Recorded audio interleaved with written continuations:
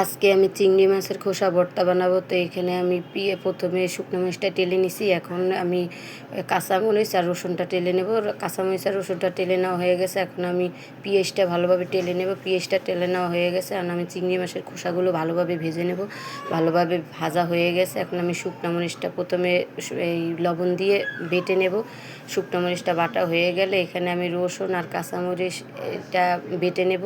কাঁচামরিচ আর রসুনটা বাটা হয়ে গেছে। এখন আমি পেঁয়াজটা দিয়ে ভালোভাবে বেটে নেব, কিন্তু পেঁয়াজটা একটু আদা ভাঙ্গা রাখবো, তাহলে খেতে ভালো লাগবে। আর এখানে আমি চিংড়ি মাছের খোসাটা বেটে নেব। চিংড়ি মাছের খোসাটা খুব ভালোভাবে বেটে নিতে হবে।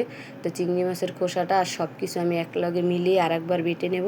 আরেকবার বাটা যখন হয়ে যাবে তখন আমি একটু ধনেপাতা দিয়ে এটাকে আমি করে মিশিয়ে নেব।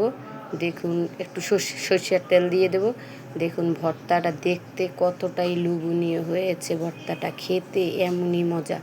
এখন আমি একটা বাটিতে বেড়ে নেব। দেখুন ভর্তাটা কত লোভনীয় হয়েছে। এখন আমি একটা পাটার ভিতরে কটা ভাত বেড়ে নেব। এখন গরম গরম ধোঁয়া উঠানো ভাত ভর্তা দিয়ে খেতে যে কী মজা! এইভাবে একবার বানিয়ে খেয়ে দেখবেন, মুখে লেগে থাকবে।